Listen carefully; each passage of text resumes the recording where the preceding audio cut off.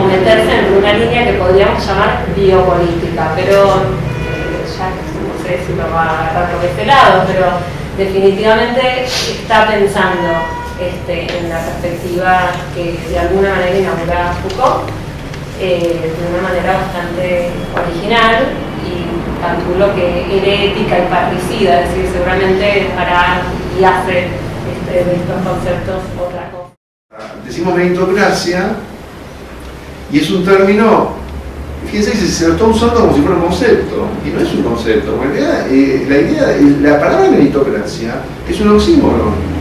No puede haber no tiene conexión con ningún argumento de la filosofía política, el gobierno de los meritorios, que se autoasumen de esa forma explícita, porque esto fue formulado irónicamente. Es irónico que alguien diga gobierno por el mérito, porque si el gobierno se deniega a sí mismo el gobierno por el mérito, entonces vos quedás afuera. ¿Y con quién estoy hablando? Bueno, la esclavitud estaba muy bien, pero eso no era una meritocracia. Es decir, el término meritocracia o meritócrata es un término intrínsecamente irónico, que de pronto se nos desliza como si nos estuviera diciendo algo. Y esto está ocurriendo recientemente a partir de una publicidad. Porque, digamos, la esfera biopolítica opera de ese modo, pero no obstante seguimos con una sospecha de que hay un problema ahí y de cómo podríamos entonces vernos influidos por una publicidad. Bueno, sin embargo, la publicidad tiene consecuencias enormes, ¿no es cierto? Consecuencias políticas, sociales, culturales, ¿no? Se despliega como un signo que marca un espacio simbólico, efectivamente, que ¿cuál es? En realidad, si uno lo analiza, lo que encuentra es quienes se permiten decir algo que en otro momento no se lo permitían decir, porque perciben que ahora sí pueden decir eso. Ahora, ¿qué pueden decir? Pueden dirigirse a un consumidor cuyo goce consiste en disfrutar de una mercancía que es exclusiva y no accesible a la mayoría. Y esto, que ocurre siempre con ciertas mercancías de alta gama, ahora se lo puede apelar en la publicidad. O sea, se puede exhibir públicamente que te vendo esto para que sea exclusivo y para que los otros no lo tengan. Entonces este es el momento en que ocurre eso.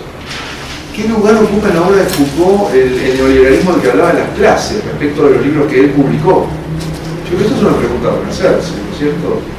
Si al tomar ese término de sus clases no hay una operación de reducción de lo que él planteaba en sus libros, es decir, de estrechamiento de la escala crítica que tuvieron sus obras principales. Pero esa es una pregunta para hacerse, ¿no? Porque la pregunta refiere finalmente a cuál es la escala que requerimos para hacer una analítica de nuestra actualidad.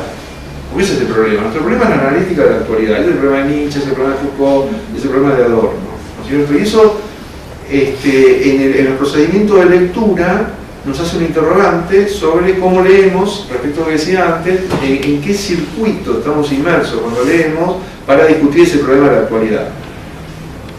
Eso es lo que me gustaría plantear, ¿no es cierto? De cómo puede hacerse un trayecto o una conversación que nos restituya algún grado que constituya lo experiencial, alguna forma de lo experiencial que está disuelto, que está disperso, que está clausurado, ¿no es cierto? Y que nos convierte en reproductores de una serie de discursos, ¿no?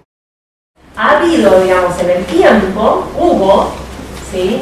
y con el macrismo apareció con gran fuerza esto, un borramiento de una parte esencial, ¿sí? Y de repente estamos en los programas de televisión o con el primer, ¿cómo se llama? El primer...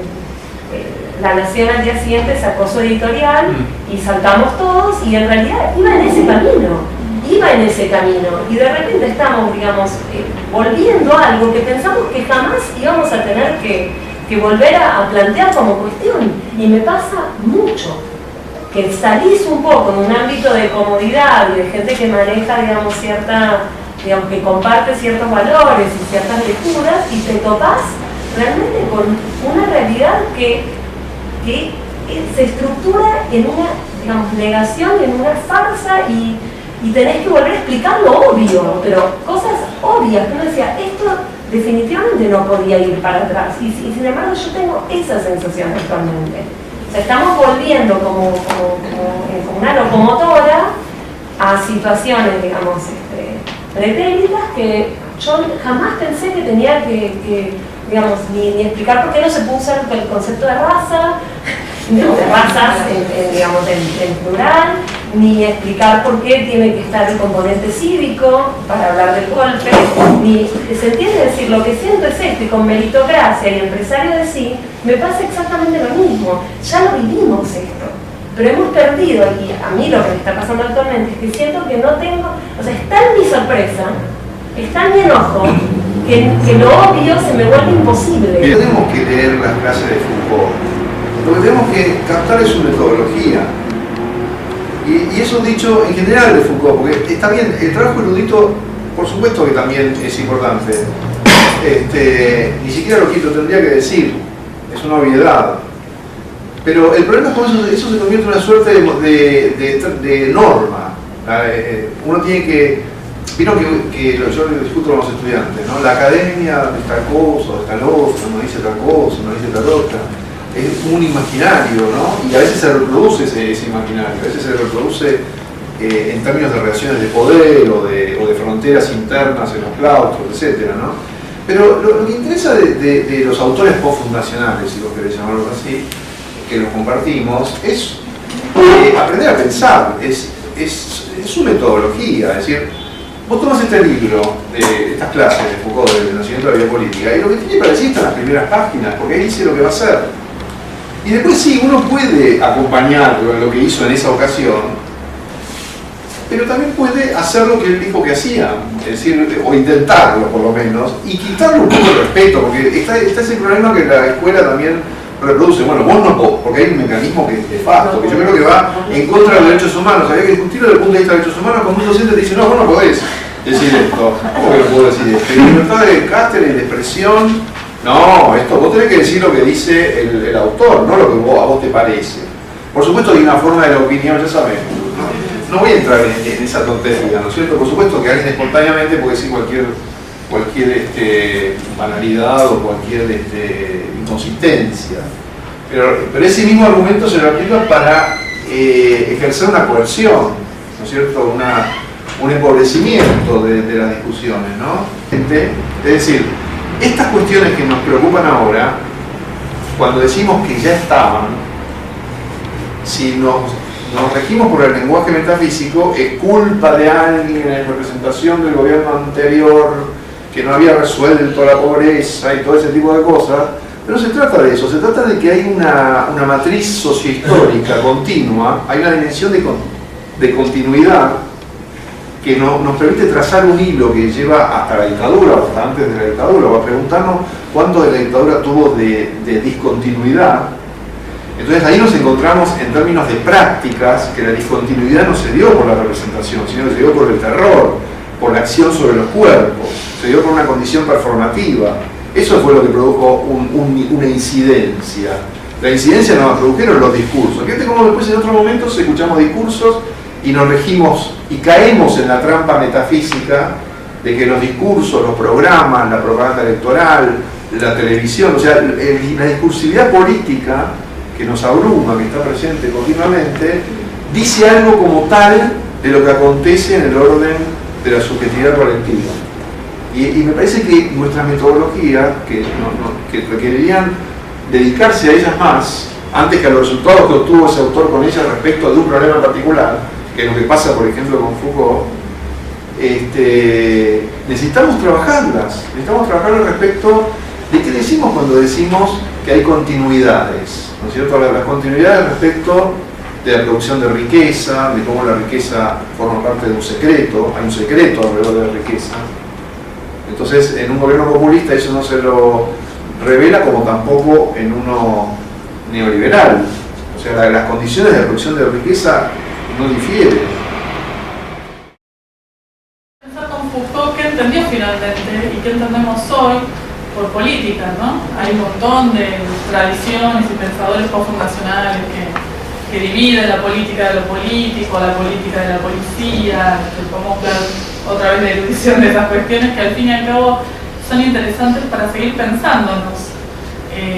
Si hay algo de la autonomía de la política respecto a esos registros que no necesariamente alimenten la hipótesis Nietzsche o la hipótesis Schmitt respecto de una política que se piensa en términos bélicos, sino de nuevo Foucault, que no tiene que ver tanto al fin y al cabo, como si lo pensaban defender la sociedad, pero no tanto en los últimos seminarios, respecto de que hay más, el gobierno finalmente es más del orden de la libertad y la seguridad que de lo bélico y la lucha o el enfrentamiento, el conflicto, el antagonismo, ¿no? Y ahí me parece que nos vuelve a situar en el escenario del neoliberalismo actual como práctica y como racionalidad política, en el cual ninguno de nosotros estamos dispuestos a renunciar al discurso y a la práctica de la libertad. Pero al mismo tiempo esa es la puerta de entrada que nos reintroduce, ¿no?, en los mecanismos de seguridad, que es el reverso de la moneda de la libertad. Entonces, lo que nos constituye como colectivo social contemporáneo es estar atrapados en esa máquina de crecimiento.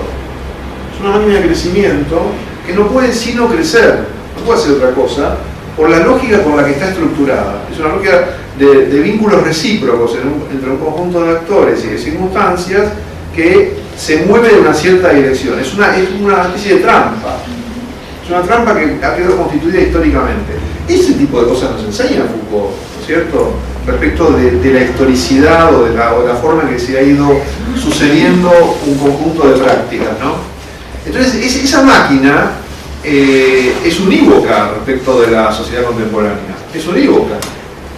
Porque cuando desde el gobierno se habla en términos de crecimiento, y el crecimiento es el criterio eficaz del modo de vida colectivo, cualquiera que sea el lugar que se esté en la escala social, se participa de esa trampa en términos equivalentes. Es igualmente empresario de sí Bill Gates que Margarita Barrientos. Nos está diciendo no somos capaces de modificar lo que existe porque participamos de ello, pero ¿en qué términos?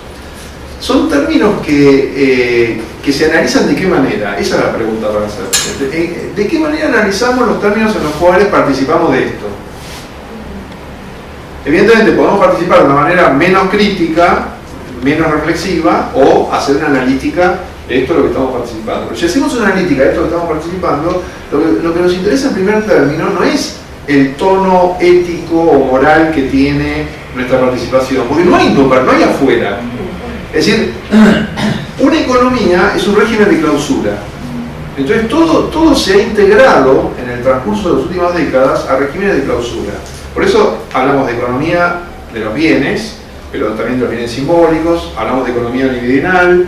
O sea, cualquiera de esas múltiples dimensiones se organiza en un régimen de clausura y por lo tanto de valores recíprocos dentro de ese espacio cerrado, ¿no es cierto?, del que no hay afuera. Entonces, esa experiencia que tiene su correlato hermenéutico, porque no hay descripción, ni representación, ni punto de vista que pueda experimentar o observar esto que decimos como si se estuviera en un lugar privilegiado, arriba o abajo o afuera, no hay tal cosa. Estamos inmersos en una condición de clausura, dentro de la cual nos preguntamos sobre cuál es el alcance o la potencia de la que disponemos.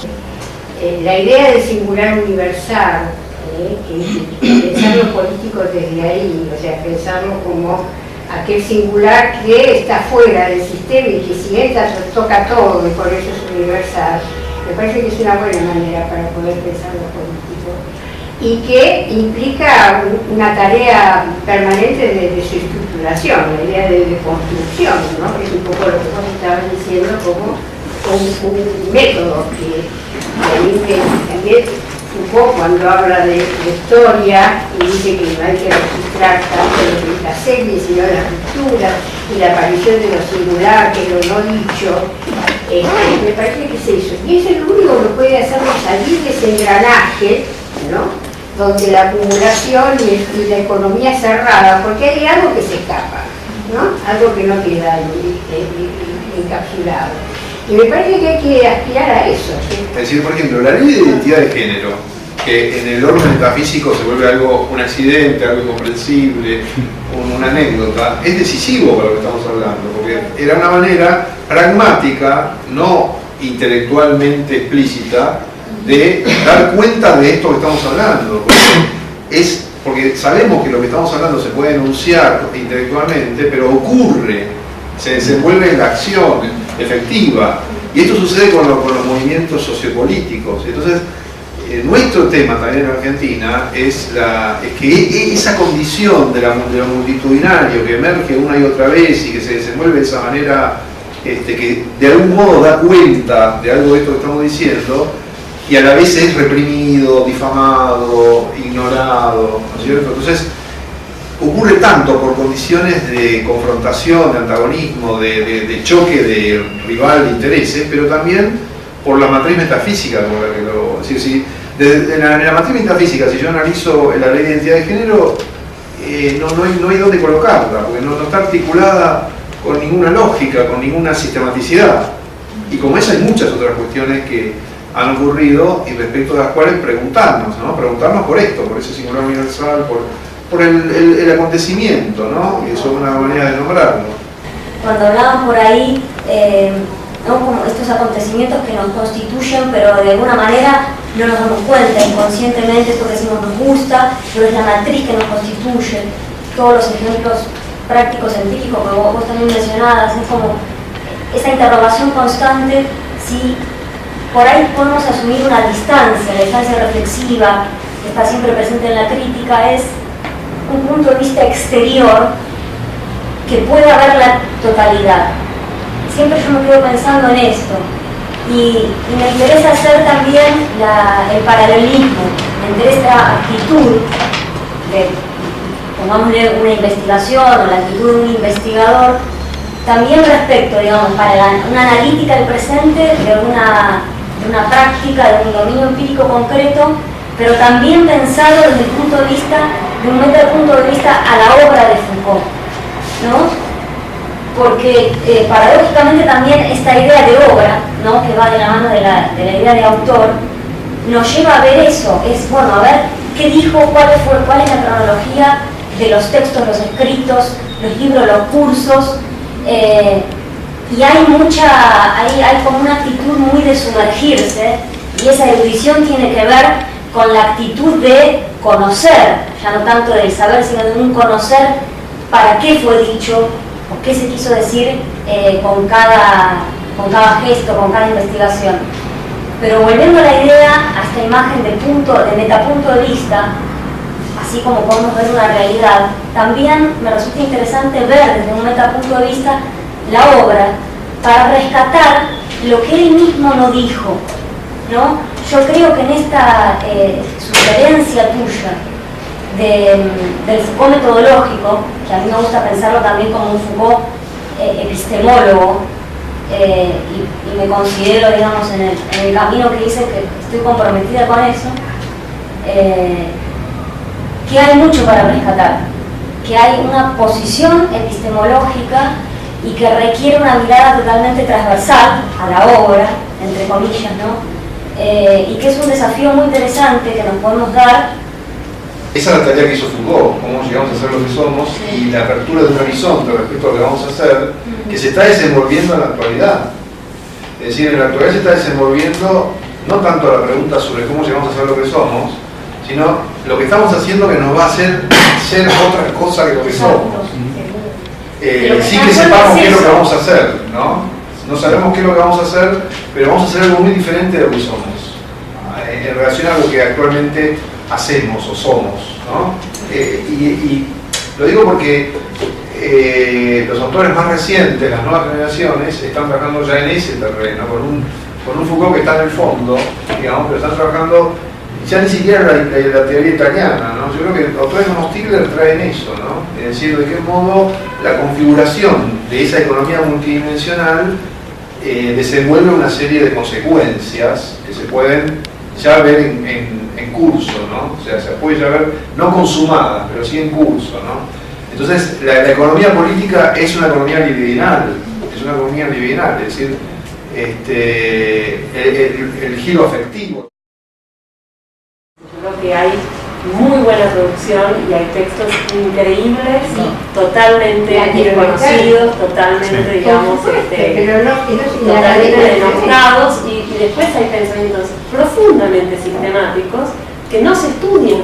A mí me ha pasado, digo, más allá de las diferencias que tengo y que por ahí a mí no me resulta tan interesante, pero por ejemplo, es llamativo que, al menos en Argentina, no haya nadie que trabaje en profundidad un pensamiento como el de Enrique Dussel, que es un tipo de una erudición absoluta y tiene una producción que es exquisita, es un gran escritor, es un gran pensador, está pensando en Latinoamérica, lo está decodificando, está, digamos, peleándose con un montón de autores contemporáneos. Y sin embargo, ¿quién conoce a Enrique Dussel? O del barco. Se lo conoce muy poco y se lo trabaja muy poco, y te lo dice el propio Enrique Dussel. He leído a Verónica Gago, La razón neoliberal. Y a mí me causó mucha sorpresa.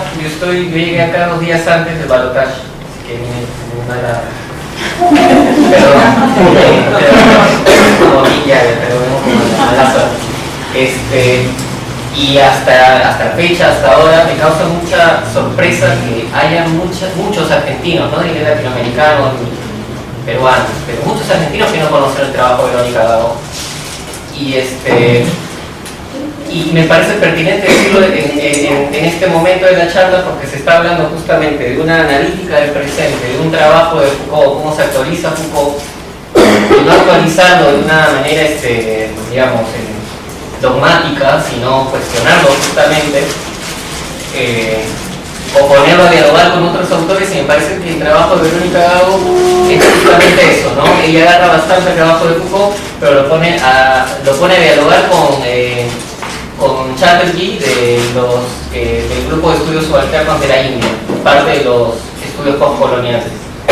Entonces, un poco tu intervención y la tuya, ¿no? Porque sí, me parece que sí hay trabajo, sí hay material argentino, latinoamericano que pone el foco justamente en estos temas del empresario sí, o cómo se está entendiendo el neoliberalismo actualmente, que no es el neoliberalismo de los 90, y que también pretende no solo leerlo en las claves con los que Foucault o los autores que Foucault hablaba justamente, ¿no? Deleuze y toda esta nueva camada de autores, no leerlos en esas claves, sino leerlos en claves actuales.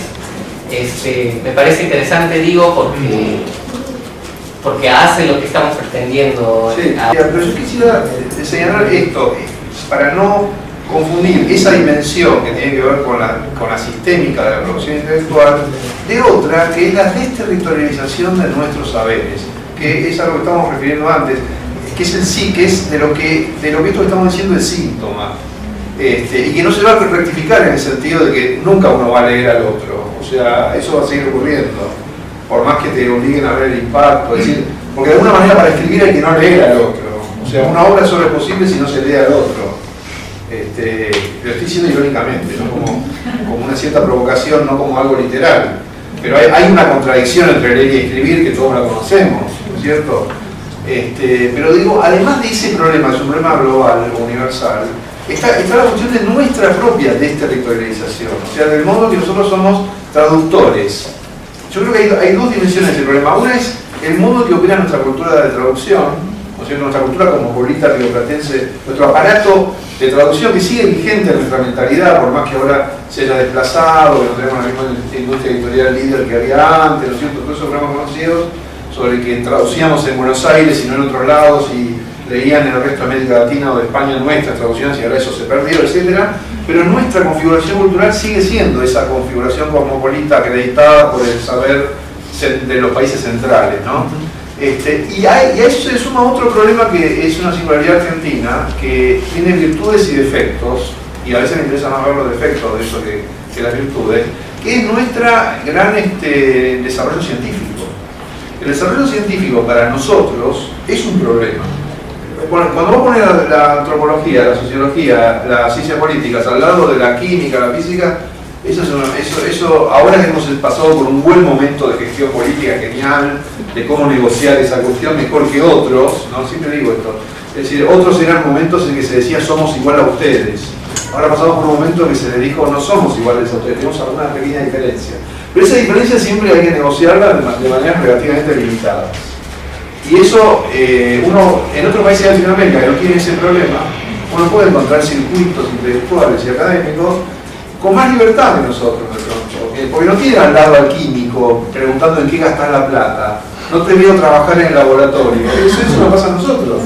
¿Dónde está tu laboratorio? ¿Dónde está tu probeta? Y vos tenés que simular que tenés una probeta sin un laboratorio para que te dejen vivir. Y en definitiva, entonces, esos autores que no leemos, no es tanto una cuestión de mercado, como inmediatamente se nos impone la conversación, sino más bien una cuestión libidinal, ¿no?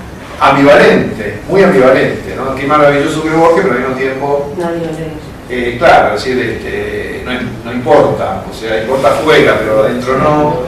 Y eso es sobre lo cual también nos toca trabajar, ¿no es cierto? Me parece que estos años en que ha habido una defensa de las ciencias sociales y de las humanidades frente a las ciencias llamadas duras, son un hito, son un paso, pero que creo que hay que profundizar mucho más, porque estamos en un momento regresivo. Ahora viene un momento regresivo con sus paradojas también, ¿no? Porque de pronto esa relación entre ciencia y arte, o ciencia y literatura, o ciencia y espíritu problemática, de repente se nos reformula en este momento de otro modo horrible, que es a través justamente de la frivolización, ¿no? Es decir, bueno, pero lo que vamos a hacer es coaching. A partir No de está mal lo que hace usted, no es ciencia dura, pero es coaching, es este verso, está bien, y todo eso rinde, y nos diría Alejandro Rosines. O sea, Alejandro Rosines nos diría, si ustedes ceden en su demanda política, todas esas cosas que hacen son bárbaras, me encantan, yo hago el mismo. Es por lo que Blas Marley dice, yo soy de izquierda, ¿cierto? Y eso no tenemos que tomar de un modo ambivalente a favor nuestro, en el sentido de cómo discutir en esos términos, no solamente por rechazo, sino en términos de negociación política, ¿no? Hay que buscar la voz propia, habían voces más propias que otras.